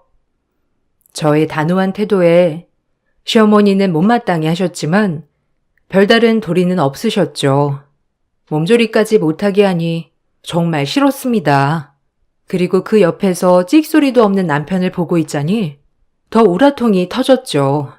얼마나 멍청하고 믿을만하지 못하던지.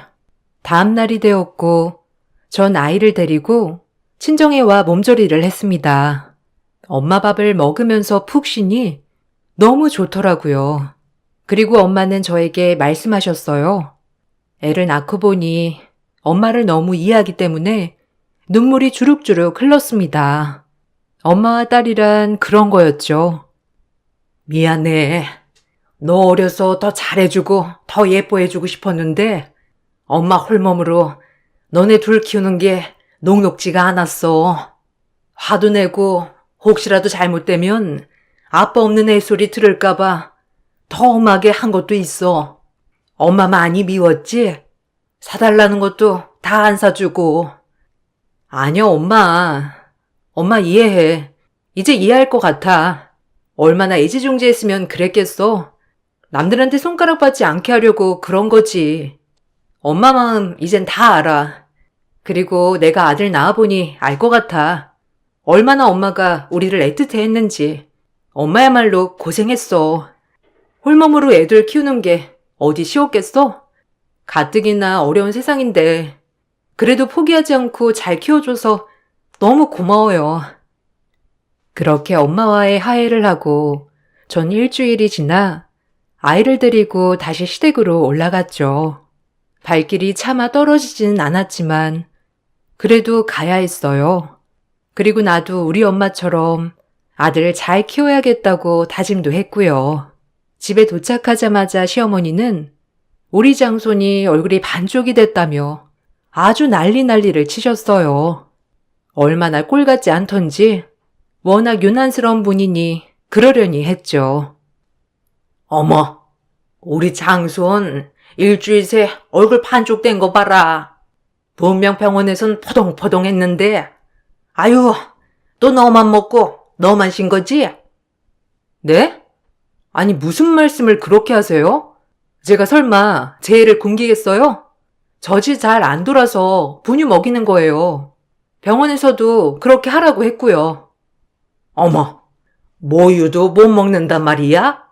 내가 너 삐쩍꼬라서 그럴 줄 알았다. 남들 다 먹이는 모유도 못 먹이고, 아유, 모유를 먹어야 애가 똑똑하다는데 남들 다 아는 모유도 못 먹는 우리 장손 불쌍해서 어떡한다니? 마음에 드는 구석이 없어 아주. 어머니, 요새 분유 먹여도 다 똑같아요.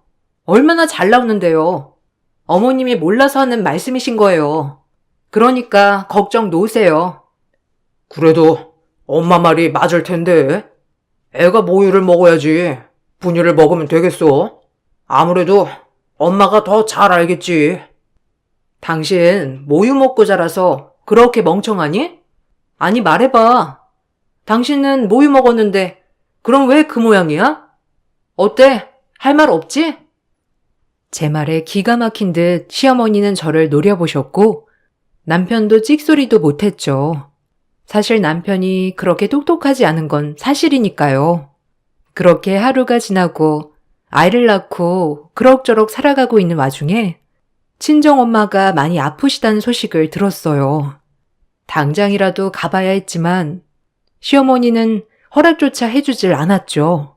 정말 원망스러웠습니다.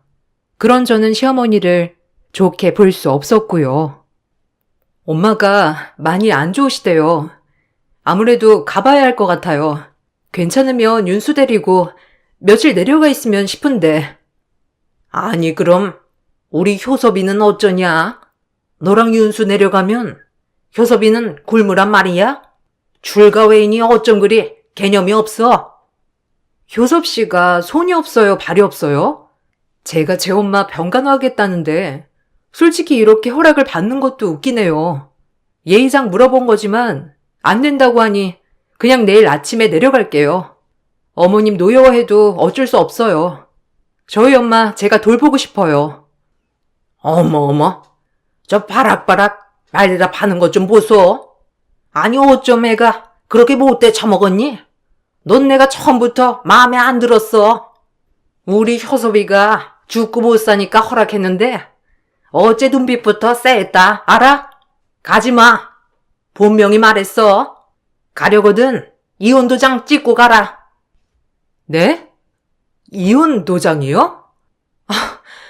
제가 그런 걸로 무서워할 줄 아셨어요? 어머님, 이가 그렇게 대단한 사람은 아니잖아요. 안 그래요?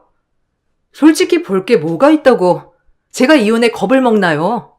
더 이상 어머님이랑 얘기 안 할게요. 내일 친정엄마한테 갈 거예요. 어머님의 바락바락 안 된다는 소리를 무시하고 다음 날이 되어 저는 친정엄마네 갈채비를 하였어요. 남편도 못마땅해 했지만 제 고집을 꺾을 수 없었죠. 그리고 아들만 데리고 시골에 내려가 엄마를 보살폈습니다. 엄마는 췌장암 말기셨어요. 급격히 몸이 안 좋아 병원에 가보니 이미 손쓸 수 없는 상태라고 했었죠. 얼마나 눈물이 나던지 그런 엄마를 모시고 싶은 이 마음도 굴뚝 같았어요. 있는 순간까지 최대한 잘해드리자라고 생각하며 정성을 다해 모셨습니다. 하지만 엄마는 끝끝내 일어나지 못하셨죠. 어려서 엄마한테 미운 감정만 품고 산 것 같아 어찌나 죄송하던지. 그리고 한평생 고생만 하고 해외여행 한번 못 가보신 우리 엄마 생각에 장례 때도 눈물이 멈추질 않더군요. 제 인생에 전부를 잃은 것처럼 울었습니다. 엄마의 장례식이 진행되었고 엄마가 돌아가셨다는 소식을 듣고 시댁 식구들이 방문해 주셨죠. 친척 고모님의 친척 조카, 친척 삼촌들까지 15명이 방문하셨더라고요. 처음엔 그래도 엄마 가시는 길 이렇게 배웅해 주러 오셨구나 하고 감사한 마음뿐이었어요. 하지만 역시나 제 생각은 착각이었죠. 이렇게 먼 길 찾아주셔서 감사합니다. 고모님, 삼촌, 그리고 어머님 와주셔서 감사해요. 앉아서 식사들 하시고 가세요. 저기서 먹으면 되냐? 우리 한 15명 되는데 일단 앉아있으면 차려다 주겠지? 고모, 얼른 저기로 갑시다. 어머님은 엄마 가는 길 제대로 인사도 하지 않고 그저 식당 방문에만 눈에 불을 켰죠. 그렇게 15명이나 되는 시댁 식구들이 밥을 먹고 어찌나 하하호호 떠들어대는지 빈소에 방문해준 사람들마저 눈살을 찌푸리더라고요. 경황이 없어 화를 낼 상황도 없었죠. 아니 언니네 시댁 너무한 거 아니야? 아니 무슨 여기가 음식점도 아니고 술 먹고 난리 났어. 지금 노래까지 부를 기세야. 어? 당신이 가서 좀 말려. 나 지금 기력도 없고 화낼 기운도 없어. 그러니까 당신 어머님 진정 좀 시켜. 요새 좀 엄마가 스트레스 받는 일이 있어서 그래. 그냥 그러려니 해라. 꼭 이런 데 와서도 시엄마한테 말대꾸 해야겠냐? 뭐라고? 여기가 지금 음식점이야? 우리 엄마 마지막 가는 길 빈소야. 정신 차려. 네가 이러니까 개념이 없다는 거야. 알아? 남편이랑 대판 싸우고 동생이 겨우 뜯어 말리고서야 진정을 시켰죠. 남편이란 사람이 위로는 못 해줄 망정 저보고 예민하다느니 그만 좀 하라느니 정말 믿고 살 수 없었습니다. 그런데 더더욱 가가는 시댁 식구들은 그렇게 술판을 벌여놓고 집 가면서 저희가 받은 바카스까지 다 챙겨가 버렸죠. 저희 엄마 쪽 친척들이 눈살을 얼마나 찌푸리셨던지 제 얼굴이 다 화끈했어요. 아니, 진짜 개념 장난 아니네. 바카스까지 들고 갔다며? 제정신이야? 아니, 형부도 그런 사람이었어? 참나. 빈수 와서 술판 버리고 집 갈 땐 저거까지 싹 쓸어 가다니. 언니 시대 진짜 대단하다. 아니, 어떻게 살아? 저런 집이랑? 엄마가 얼마나 가슴이 아프겠어. 그만해. 나도 열받으니까. 그리고 일단 엄마 가는 길 마음 편히 보내드리자. 뒷일은 내가 알아서 할게. 너까지 열내지 마. 발인까지 마치고 정신없는 와중에 부의금 정산을 하는데 시댁 식구들은 그 누구도 한 푼도 내지 않았더라고요. 돈을 떠나서 정말 너무하다 싶었죠. 제대로 조문도 안 드리고 밥이랑 술판을 버리고 나갈 땐 바카스까지 챙겨서 나가는 시댁 식구를 제가 어떻게 생각해야 되는지 난감했습니다. 그리고 별게 아니라는 듯 말하는 남편에게도 이제 더 이상 정이 떨어져 말을 할 수가 없었죠. 엄마의 장례식을 모두 마치고 저는 이혼 소송을 걸었어요. 더 이상 시댁 식구와는 상종하고 싶지도 않았고 남편과도 말도 섞고 싶지 않았죠. 내가 뭘 잘못했다고 이혼을 당해? 그리고 너네 엄마 죽은 건 불쌍한데 원래 세월 앞에 장사 없는 거 아니야? 지금 너 너무 감정적인 것 같아. 안 그러냐? 그러니까 조금만 진정하고 나중에 얘기해. 이게 뭐라고 이혼까지 갈 사유야? 나 진짜 어이가 없어서. 이혼까지 갈 사유야. 난 더 이상 너랑 너네 식구들 꼴도 보기 싫고 우리 윤수도 너네 집처럼 물들까봐 무서워. 그러니까 이혼해. 너 참 웃긴다. 죽은 사람이 뭘 한다고 난리야? 그렇게 유난 좀 떨지 마. 이혼? 어디 네가 감히 우리 아들 보고 이혼을 하지? 그러니까 이혼하는 거예요. 어머님이 그런 마인드를 갖고 계시니까. 더 이상 말도 섞기 싫으니까 변호사 통해 얘기하죠. 이 말만을 남기고 아들을 데리고 나왔어요.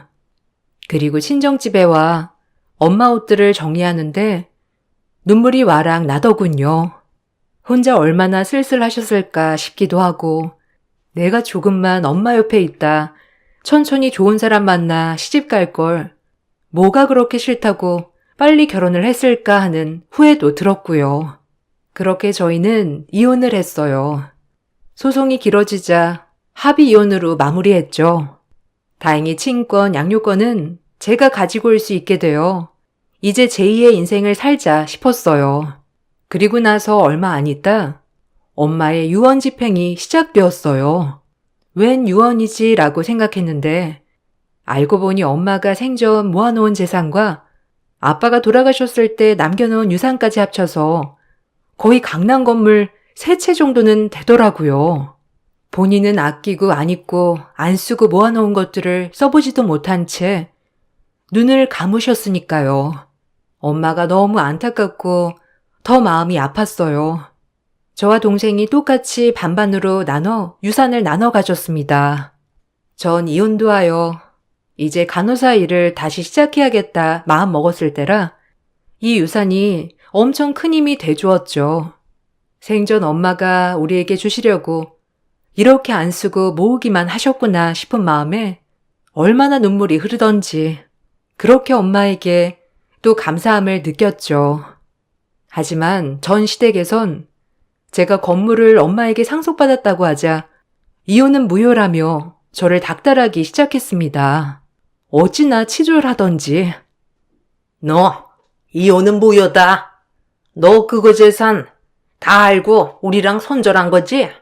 우리 아들 버리고 네가 잘 살 수 있을 것 같아? 네가 건물 주면 우리 아들도 건물 줘야지. 너만 잘 먹고 잘 살겠다고? 절대 안 되지. 내가 소송을 해서라도 그 재산 다 가져올 거야. 알아? 마음대로 하세요. 어차피 저흰 남이고 전 이혼 후에 재산 상속받은 것이니 제가 나눠줄 필요는 없으니까요. 끊습니다. 너 내가 가만 안 둬. 에휴, 그 건물 팔아서 당장 반 보내. 알겠어? 내가 윤수 아빠인데 나도 권한 있지. 안 그래? 정신 차려. 이 정신 나간 아줌마랑 아저씨야. 이게 왜 당신들 돈인데? 다신 연락하지 마. 소름 끼치니까. 알겠어? 그리고 마음대로 해. 남편과 시어머니는 저에게 진짜 이혼 무효 소송을 걸었어요. 재산을 절반이라도 가져올 속셈으로 말이죠. 아무래도 이혼 가정에서는 특유 재산이라도 기여도에 따라 그것 또한 분할을 해야 한다고 하더라고요. 어처구니가 없었습니다. 하지만 이혼 후에 재산 상속을 받은 것이기 때문에 저는 남편에게 돈을 돌려줄 의무는 없다고 판결이 났죠. 그렇게 소송도 끝을 맺었습니다. 어찌나 어이가 없던지. 꼭 이렇게 했어야 했니? 이 지긋지긋한 놈. 다신 보지 말자. 당신이랑 당신 어머니 너무 지겹거든. 내가 뭐에 홀려서 너랑 결혼했는지 미쳤지 내가. 평생 행복한 기억 따윈 없었어. 알아? 다신 보지 말자. 엮이지도 말고. 너랑은 진짜 끝이야. 제발 한 번만 봐주면 안 될까? 엄마랑은 네가 원하면 인연도 끊을게. 그러니까 우리 세 식구만 따로 살자. 그럼 우리 문제 없었잖아. 다 엄마랑 너랑 문제지. 나는 괜찮았잖아. 그러니까 우리 셋이 오손도손 살아보자. 내가 잘할게. 아니, 너도 문제였지. 매일 방관하고 개념 없는 네 친모 못 말리고 우리 엄마 장례식에선 어쨌니? 나 진짜 소름 끼쳐서 절대 못 잊어. 우리 윤수가 너 닮을까 무서워서 이혼한 거야. 알아? 돈도 없고 직업도 변변찮은 널 택한 건 내 크나큰 실수야. 아, 덕분에 인생 공부했다. 너처럼 빈말하는 사람은 거르게 됐거든. 이제 평생 네 개념 없는 모친 모시고 살아봐. 다신 연락하지 말고 끔찍하니까. 전 이 말만을 남기고 자리를 벗어났죠. 그리고 지금은 안정을 많이 되찾았습니다. 지금 엄마가 살아계셨다면 더욱더 행복하게 잘 지낼 수 있을 것 같은데 꼭 엄마가 안 계시니 이렇게 후회만 하는 못난 딸이네요. 가끔 엄마가 보고 싶을 때마다 낙골당에 가서 이런저런 하소연도 하는데 어찌나 죄송스러운지 제가 너무 못났던 것밖에 기억이 나지 않아서 후회 막심입니다. 여러분들도 혹시라도 부모님이 살아계시다면 꼭 잘해주세요. 저처럼 나중에 절대 후회하지 말고요. 전 지금 정말 잘할 수 있는데 곁에 계시지 않기 때문에 마음만 굴뚝 같거든요.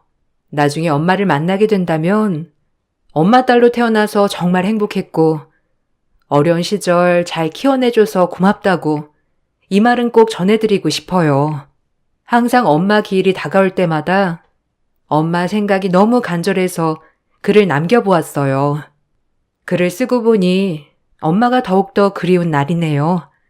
오늘 저녁 동생을 초대해서 실컷 엄마 얘기도 하고 추억에 젖어봐야겠습니다. 제 글 읽어주셔서 감사드려요. 항상 행복하시길 바랄게요. 안녕하세요. 분당에 거주하고 있는 40대 중반 여자입니다. 제 사연이 여러분들에게 어떻게 들릴지는 잘 모르겠지만 저도 용기 내어 글을 써보려고 합니다.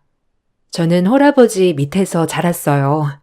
그래서 늘 가족이 그리웠죠. 택시를 모는 아버지는 최선을 다해 저를 키워주셨지만 엄마의 빈자리는 늘 컸었네요. 그래도 밝게 키워주신 덕분에 구김살 없이 학창시절을 보낼 수 있었어요. 그리고 23살이 되던 해 동네에서 저를 죽고 못 살게 쫓아다닌 동네 오빠와 결혼을 하였습니다.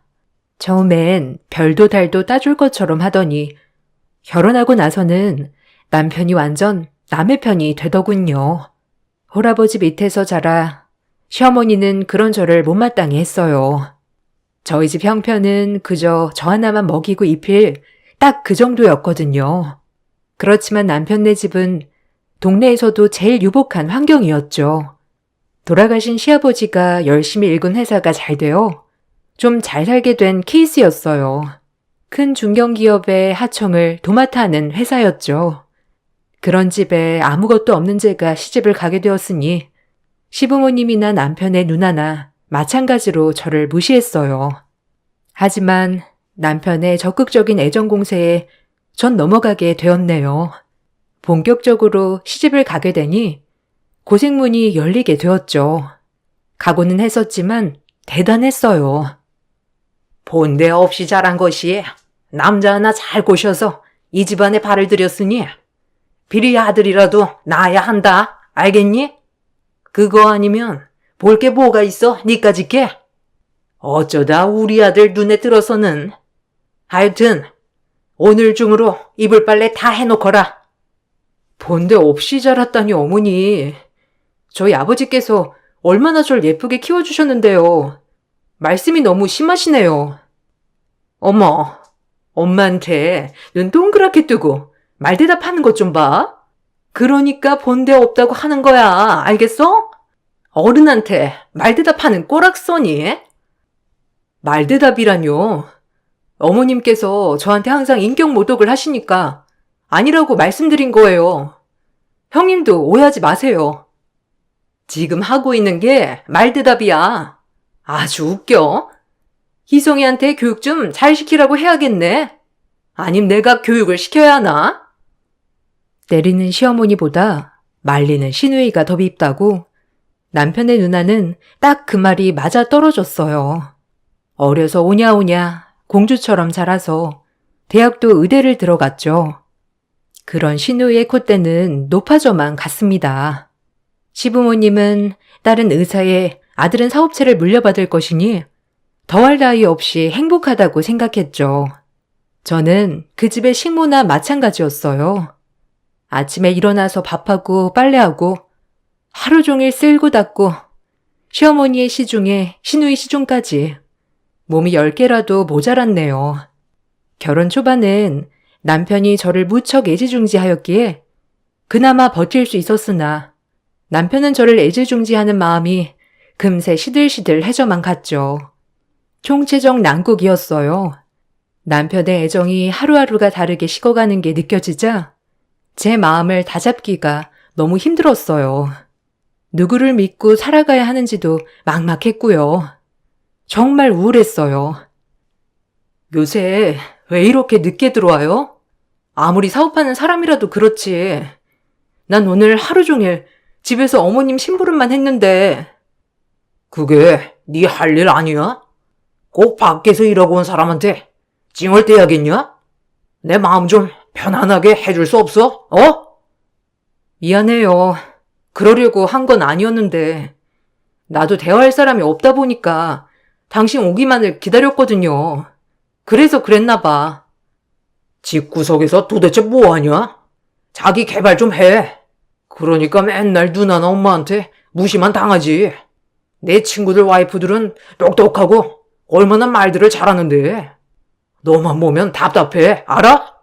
내가 미쳤지. 너랑 결혼을 괜히 해가지고 내 발등을 내가 찍었어. 말이 너무 심한 거 아니에요? 별도 따줄 것처럼 그러더니 이제 잡은 물고기라 이거예요? 기막혀 정말. 억울하네요. 남편은 저를 잡은 물고기처럼 하대했습니다. 시부모님과 똑같았어요. 오히려 시어머니와 시누이는 남편의 그런 변한 모습을 보고 좋아했죠. 저희가 갈라서길 바라셨거든요. 한평생 저만 바라보고 사는 친정 아버지를 생각하면 쉽게 이혼할 수도 없었죠. 시간이 흘러 절 무시하는 생활에 익숙해져 갈 때쯤 아이가 생겼습니다. 시어머니는 꼭 아들이어야 한다며 신신당부를 하였죠. 희준의 병원 가서 검진 받거라. 희주가 산부인과 의사인 거 알지? 우리 귀한 손주인데 아무 병원이나 다니게 할 순 없지. 네, 그럴게요. 아직은 초기라서 몸 조심해야 한다고 하더라고요. 그래도 어머님 너무 좋으시죠? 바라던 손주가 생겼잖아요. 아들이어야지 무조건. 딸이면 쓰냐? 그리고 애 생기기 전에 그렇게 희성이 보고 끝내라 했거든. 기어이 애를 만들어? 에휴. 어머니, 말씀 조심하세요. 뱃속에 아가가 듣겠어요. 이제 말씀 가려 해주세요. 저 홀몸도 아니니까 부탁드립니다. 얼씨구, 아주 애 2번 가졌다간 시엠이 잡아먹겠다. 내 입으로 내가 말도 못하냐? 참나 기막혀서. 어디 며느리 눈치 보여서 살겠냐? 시어머니는 은근 아이가 생기기 전에 저희가 이혼하길 바라셨지만 물거품이 되었죠. 시어머니의 말이 너무 가슴 아팠지만 이제 아이도 낳고 살면 조금 저를 인정해 주시지 않을까 생각했어요. 아마 지금 같았으면 뒤엎었을 테지만 그땐 왜 이리 여리기만 했는지. 어머니, 그래도 어머니 손주인데 아들, 딸 상관없이 좋지 않으세요? 저는 벌써부터 너무 기대돼요. 딸이든 아들이든. 기대는 무슨? 우리 희성이만 쏙 닮아야 하는데 머리는 희주 닮아도 좋고. 너 볼 거 뭐가 있냐? 안 그러냐? 어쨌든 희준의 병원으로 옮겨. 시어머니는 아들을 바라셨지만 막상 제가 임신을 하자 그렇게 좋아하는 눈치는 아니었어요. 그건 남편도 마찬가지였고요. 아이한테 너무 죄스러웠어요. 시어머니야 그렇다 치지만 남편마저 별로 좋아하지 않으니 애한테 미안한 마음 가득이었죠. 자기는 안 기뻐? 우리 애인데 어떻게 그렇게 무심할 수가 있어? 나 혼자 애 만들었니? 입이 있으면 무슨 말이라도 좀 해봐. 남들 다 가는 애인데 뭘 그렇게 유난이야. 그리고 지금 회사가 얼마나 바쁜데 내가 이런 거 신경 쓰게 생겼냐?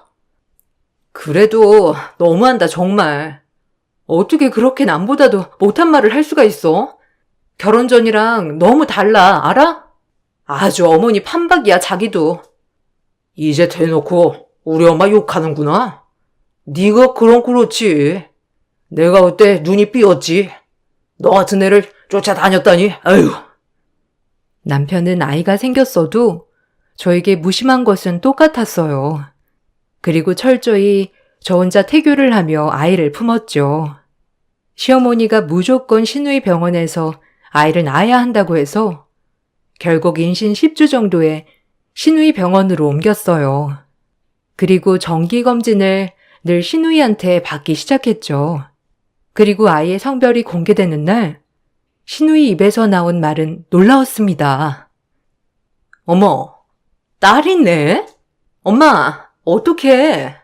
올케 뱃속에 아들 아니고 딸인데? 하여튼 올케는 참 어떻게 미운 짓만 골라 하냐? 네? 딸이에요? 아, 전 괜찮아요. 딸이어도. 어머님이 많이 상심하셨겠어요. 무조건 아들 낳아야 한다고 말씀하셨는데. 올케 걱정이나 해. 엄마가 가만히 있을 것 같아? 에휴, 어쨌든 엄마도 알아야 하니까 내가 말할게. 기운 내라고. 신우이는 이 상황을 즐긴다는 듯이 말했죠. 전 딸이어도 너무 행복했지만 아들을 그렇게 바라온 시어머니를 생각하니 머리가 아팠습니다. 또 얼마나 저를 쥐잡듯이 잡을까 생각하면서요.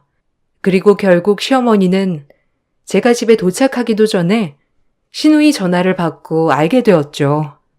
시어머니는 제가 집에 들어서자마자 온갖 욕을 퍼붓기 시작했어요. 정말 수치스러웠습니다. 전화에 쓸모라고는 눈꼽만큼도 없는 것. 세상 사람 다 낳는 아들도 못 낳고 결국 딸이냐? 애 낳고 갈라서라. 네? 어머니, 무슨 말씀을 그렇게 하세요? 갈라서라뇨. 그리고 성별은 남자 쪽에서 결정짓는 건데 왜 저한테만 이러세요? 뭐야? 네가 애초에 우리 집이랑 어울리기는 했어? 다른 거 다 필요 없고 아들 하나만 낳으랬더니 그것도 못하면 왜 살아 여기서? 애가 듣겠어요, 어머니. 고정하세요. 그리고 이혼이라뇨. 희성 씨랑 이혼 못해요. 그럼 저희 애는 어떡해요? 그럼 둘째도 딸 낳으면 어쩔 건데? 너 못 믿는다? 이 집에 있을 자격이 없어. 좋은 말 할 때 순순히 불러서. 그리고 어차피 애 키울 능력도 없는 것. 애는 우리가 키울 거야. 알겠니? 딸이라 안타깝지만 우리 핏줄을 능력 없는 어미 따라 가게 할 순 없지. 시어머니는 완강하셨어요. 무조건 이혼만을 외치셨죠. 전 너무 어이가 없었어요. 태어나지도 않은 애를 가지고 딸이라는 이유로 이 집에서 물러나라고 하다니요. 정말 기가 막힐 노릇이었습니다. 하지만 저를 더 기가 막히게 한 건 남편의 태도였어요. 엄마 말대로 하자. 이혼해. 너도 이렇게 사는 거 지겹지 않아? 그냥 애 두고 나가. 그래서 새 출발해. 나도 너한테 더 이상 마음 없어. 뭐? 이혼이 쉽니? 어떻게 그렇게 쉽게 말할 수가 있어? 처음에 결혼하기 전에 했던 맹세 기억 안 나? 무슨 수를 써서라도 지켜준다며. 이게 사는 거냐? 너랑 나랑? 솔직히 너 애 생기게 한 거 내 실수야 알아? 그 전에 정리하려 했어 진작에. 이왕 이렇게 된 거 애 낳고 나가. 이 집에서 더 이상 버틸 수가 없었어요. 완강히 이혼을 요구하는 남편, 그리고 무조건적으로 그 이혼을 지지하는 시어머니, 얄미운 시누이, 내 딸을 지키고 싶었어요. 그리고 이혼을 하더라도 딸만은 꼭 제가 데려가고 싶었죠. 그래서 시어머니에게 확고히 말했어요. 이혼할게요, 어머니. 애 낳고 애랑 같이 나가겠습니다. 어차피 딸이라고 어머니 원하지도 않으셨잖아요. 네? 아무리 딸이라도 희성이 아닌데 비렁뱅이 밑에서 크게 할 수 있냐? 생각을 해봐라. 이 집에 살면 모든 걸 다 누리고 살 텐데 네 딸 거지꼴로 키우고 싶어? 너처럼 한부모 가정 만들면서 못 먹고 못 입고 살게 하고 싶은 게냐? 다 모두를 위한 길이야. 어머니, 어떻게 자식을 떼어놓고 나가라고 하실 수가 있어요? 전 그렇게는 못해요. 어머니였다면 자식 두고 나갈 수 있으시겠어요? 안 된다. 어차피 능력 있는 부모가 애 데려가게 되어 있어. 애 얼굴이라도 보고 싶으면 그렇게 해. 알겠어? 저에겐 출산일이 아이와 헤어지는 날이었죠. 그러면서도 설마 정말 아이만 데려가고 날 내치겠어 라는 생각도 있었어요. 아이가 뱃속에 있을 때 얼마나 많은 눈물을 흘렸는지 불안한 저는 애를 안고 어디 도망이라도 갈까 싶었어요. 그렇게 하루하루 노심초사하며 울며 지새운 나날이 지나고 결국 출산을 하였습니다. 우렁찬 아이 울음소리, 그마저도 전 보지도 못하였네요. 시누이가 바로 아빠에게 데려간 것이죠. 전 회복만 하고 아이를 보지 못했어요. 그리고 퇴원 후 집에 가던 날 대문 앞에 제 집만 덩그러니 나와 있었고요. 정말 그때만 생각하면 지금도 눈물이 앞을 가리네요. 어머니, 문 좀 열어주세요. 여보, 우리 아이 얼굴 한 번만 볼게요. 네? 어떻게 낳자마자 얼굴도 못 보게 할 수 있어요. 정 떼기만 힘들지. 없는 아이라고 생각하며 살아라. 알겠어? 우리가 예쁘게 잘 키워줄게. 새 출발하렴. 택시 불렀다. 얼른 가라. 그렇게 전 아이를 낳자마자 생이별을 하고 이렇게 살면 뭐하나 생각하여 한강에 도착했어요. 이렇게 살면 뭐하나 싶었죠. 정말 아이를 데려와도 내가 키울 수 있는 능력이 있나.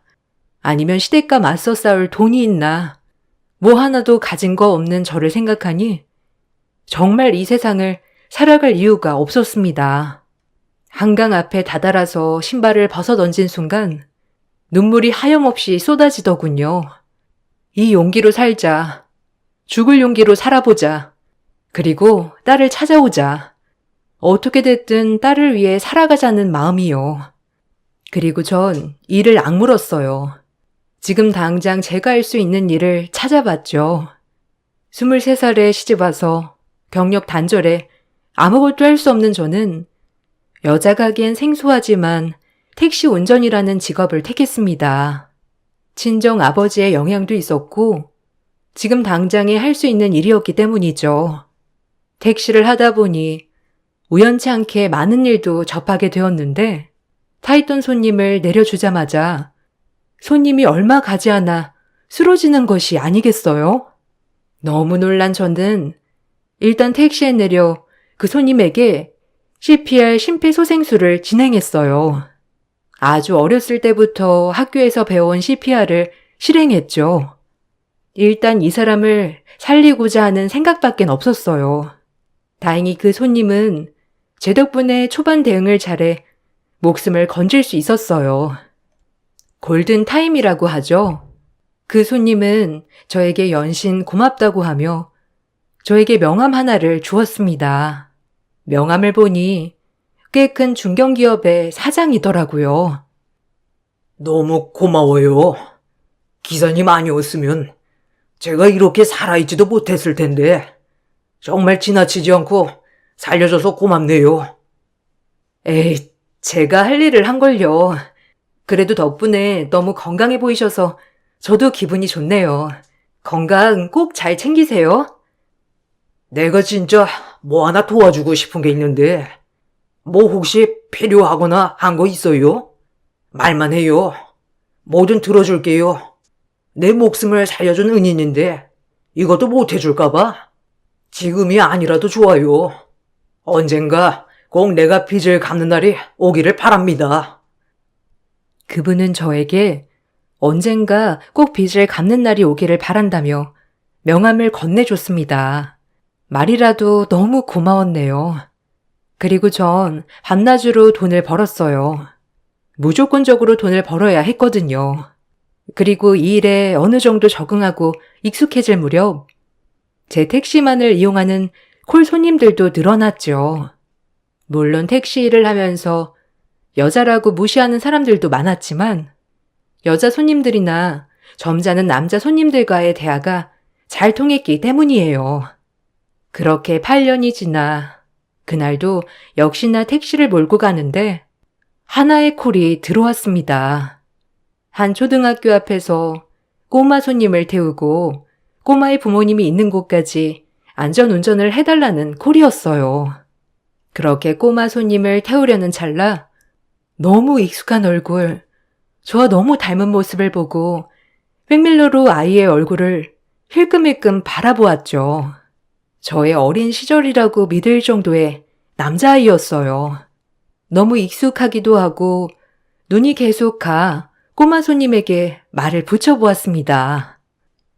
안녕, 꼬마야. 혼자서 택시도 타고 의젓하구나. 아빠 엄마한테 가고 있는 거니? 기특하네. 의젓하게 혼자 택시도 다 타고. 네, 안녕하세요. 아빠 엄마랑 오늘 외식하기로 했거든요. 엄마가 픽업을 못 와서 오늘은 혼자 택시 타고 가는 거예요. 아, 그렇구나. 아줌마도 너 나이만한 딸이 하나 있는데 오늘 이렇게 꼬마 손님이 타주니까 아줌마가 딸 생각이 나네. 주책맞게 흐르는 눈물이었네요. 그동안 참고 참아온 눈물이었죠.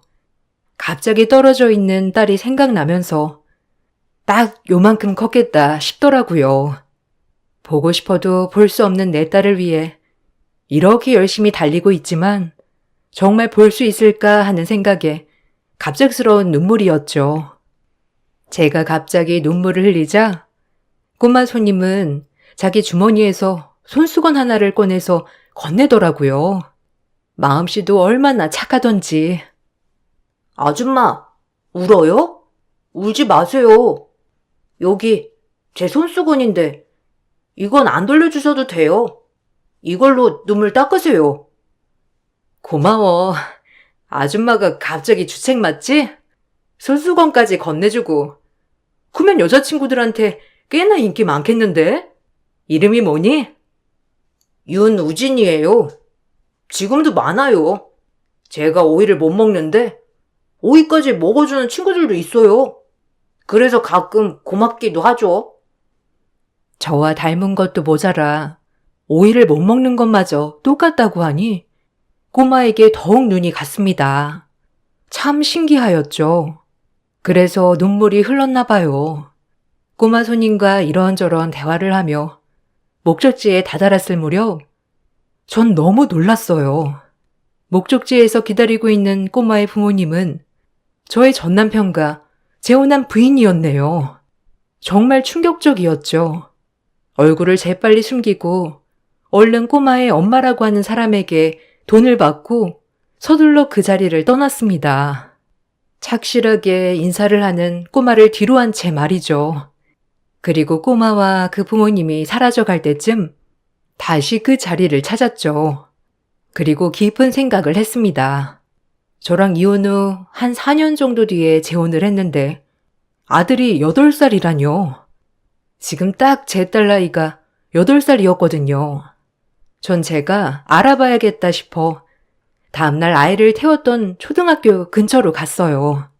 그리고 학교가 끝나기만을 기다렸다 아이가 나오는 모습을 발견할 수 있었습니다.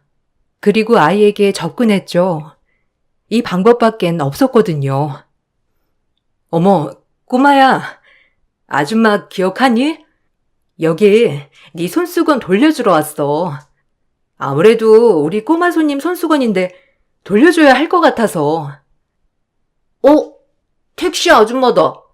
안녕하세요. 손수건은 안 주셔도 되는데. 감사해요. 근데 여기까지 이거 주러 오신 거예요? 꼬마의 말이 끝나기가 무섭게 아이의 머리카락을 뽑았어요. 그리고 그 머리카락을 가지고 온 지퍼백에 고이 보관하였죠. 아따고! 아줌마, 뭐 하시는 거예요? 제 머리털 지금 뽑은 거예요? 아따가워라. 왜 뽑으시는 거예요? 머리에 뭐가 많이 묻었네. 아줌마가 머리에 뭐 좀 떼주려고 하다가 모르고 잡아당겼어. 미안해. 아줌마, 이만 가볼게. 서둘러 자리를 떠났습니다. 그리고 제 머리카락을 뽑아 친자검사 의뢰를 맡겼어요. 아닐 거라고 생각했지만 지푸라기라도 잡는 심정으로 맡긴 거였어요. 상대방의 동의를 받지 않은 친자검사는 불법이었지만 어쩔 수가 없었네요. 그리고 일주일 후 친자검사 결과가 나왔죠. 정말 충격적이게도 아이와 저는 99% 친자검사가 일치하는 거였어요. 너무 충격이었고 제가 낳은 게 딸이 아니라 아들이었다니 뭐라 할 말이 없었죠. 그럼 전 딸을 낳았다는 핑계로 그 집에서 쫓겨난 것이니까요. 이가 부들부들 갈렸어요. 신우부터 시작해서 모든 것이 짜고 친 판이었고 남편조차도 그 판에 끼어든 것이니까요. 전 이제 제 모든 것을 걸고 아들을 뺏어올 계획을 세웠죠. 그리고 그 집구석은 제가 요절을 내리라 다짐했어요. 더 이상 울고 있을 수만은 없었죠. 전 철저히 조사했어요. 우연인지 운명인지 몇 년 전 제가 살려준 은인이 전 남편 회사의 하청을 대주고 있는 중견기업 사장이더라고요. 정말 모든 기운들이 저를 돕고 있는 것 같았습니다. 전 그렇게 그분을 찾아갔어요. 제 말을 들어줄지 아니면 듣고만 있을지 모르겠지만 일단 바짓가랑이라도 붙잡고 애원해야 했습니다. 가장 직접적인 방법이었으니까요. 전 그렇게 사장님께 만나자고 했죠. 안녕하세요, 사장님. 저 택시 기사입니다. 신뢰가 되지 않는다면 혹시 그때 부탁 하나 들어준다는 거 지금 써도 될까요? 아이고, 그동안 연락이 없어 궁금했는데 당연하지요. 제 목숨을 살려준 은인인데 뭐든 다 들어줄게요. 얘기만 해봐요. 전 그 사장님을 붙잡고 지금까지 제가 겪어온 얘기들을 털어놓기 시작했습니다. 23살 어린 나이의 시집와 돈 때문에 시댁에서 무시당하고 남편의 배신에 아이까지 뺏긴 사연 말이죠. 그리고 시댁에서 아이조차도 딸이라고 빼돌린 사실까지 말입니다. 아이를 8년을 못 봤어요. 지금까지 딸인 줄 알았고요. 전 딸을 낳았다는 이유로 이혼을 당했어요. 그리고 얼굴 한번 보지 못했죠. 얼마 전 우연히 제 자식을 만났어요. 아들이더라고요. 지금 제가 그 집을 상대로 싸울 수 있는 건 사장님의 도움뿐이에요. 세상에 이런 일이 어떻게? 아니 이런 말도 안 되는 기구한 사연이 있다니요? 아니 근데 제가 도와줄 게 있나요? 아휴, 얘기만 들어도 화가 나네요. 사장님 회사에서 하청을 맡기는 회사가 전 시댁입니다. 주식회사 사무 말이에요. 거기가 제 전남편 회사예요. 아니, 사무 말이에요? 참나 윤 사장 그렇게 안 봤는데? 아니 어떻게 이럴 수가 있단 말이요? 나 참 기가 막혀서. 제가 부탁드릴 일은 사장님의 힘으로 그 회사를 무너뜨려 주세요. 제가 제 아들을 찾을 수 있게요. 부탁드립니다. 이 은혜 잊지 않을게요. 전 그렇게 부탁을 드렸어요. 얼마나 울었는지 오랜만에 꺼내본 기억에 정신을 차릴 수가 없었죠. 다행히 사장님은 제 얘기를 듣고 같이 화도 내주시고 같이 마음 아파해 주셨어요. 그리고 저 아니면 지금 이 세상 사람이 아니었다고 생각했는지 다행히 들어주셨죠. 그것만 하면 됩니까? 더 필요한 건 없고요. 어차피 기사님 아니었으면 없었을 목숨. 이건 일도 아니에요. 그동안 힘드셨겠어요. 아니에요. 감사합니다. 제가 아들을 꼭 되찾게 된다면 정말 이 은혜 평생 갖고 살겠습니다. 어떻게 감사해야 할지. 그렇게 계획은 시작되었고 사장님은 모든 하청을 다른 곳으로 알아보기 시작했어요. 그리고 사장님 회사뿐만 아니라 사장님이 손닿는 모든 회사들도 하청을 주지 말라고 오더를 넣어주셨죠. 갑자기 거래가 중단된 전 남편 회사는 난리가 났습니다. 그리고 전 전화를 걸었어요. 8년 만에 하는 전화. 그동안 번호는 알고 있어도 전화는 한 번도 한 적이 없었거든요. 나야, 잊은 건 아니겠지? 우진이 소식 내가 모를 줄 알았니? 만나서 할 말이 많을 것 같은데 어디서 볼까? 아니, 네가 우진이를 어떻게? 일단 지금 당장 만나. 내가 그쪽으로 가지. 우진이한테 절대 접근하지 마. 그렇게 약속을 잡고 저희는 만났습니다.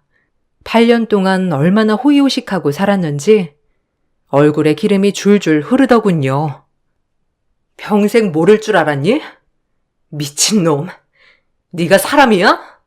아니 너네 엄마랑 너네 누나도 사람이니? 인간의 탈을 쓰고 애를 빼돌려? 딸이라고 그렇게 구박하더니 아들이었잖아. 아예 작정하고 나 내보낸 거지? 너네가 가만 안 둬. 그리고 우진이 데려올 거야. 이게 주제 파악도 아직도 못하네. 우진이 데려가면 네가 키울 자신은 있고 딱 봐도 겨우 먹고 살만한 것 같은데 오버 좀 하지 마. 너 요새 거래 다 끊기지 않았니? 그게 누구 때문인 것 같아? 신만복 사장님 알지? 내 부탁으로 거래 다 끊어주신 거야. 뭐? 네가 신 사장님을 어떻게 알아? 아니 네가 그럴 능력이나 돼? 너 지금 뭔 짓 하고 돌아다니는 거야? 쫄딱 망해봐야 정신을 차리겠지, 너네 집구석은? 용서 안 해, 절대. 알겠어? 한번 망해봐. 모든 거 다 잃은 게 어떤 느낌인지. 그 말만을 남기고 자리를 떴어요. 전 남편은 저에게 전화를 몇십 통을 걸며 얘기하기를 원했지만 더 이상 대화를 하지 않았어요. 저를 도와주신 사장님 말로는 그 회사를 모든 협력업체들에게 하청을 받지 못하여 자금난이 심각하다고 했네요. 직원들의 임금체불부터 사장님께 애원하며 전화 오는 전 남편이라고 했죠. 그리고 전 아주 최악의 상황일 때 소송을 걸었어요. 친권, 양육권 변경 소송이죠. 그리고 혹시나 아이가 받을 혼란에 대비하여 아이의 초등학교에 찾아갔어요. 그리고 아이에게 말을 했죠. 아이는 제가 생각한 것보다 더 성숙했고 똑똑했네요. 이미 친엄마가 아닌 것도 알고 있었고요. 아줌마 기억해? 우진아, 어떻게 말을 해야 할지. 아줌마, 우진이한테 오늘 아주 중요하게 할 말이 있는데 혹시 들어줄래? 기사 아줌마다. 아줌마, 무슨 말이요?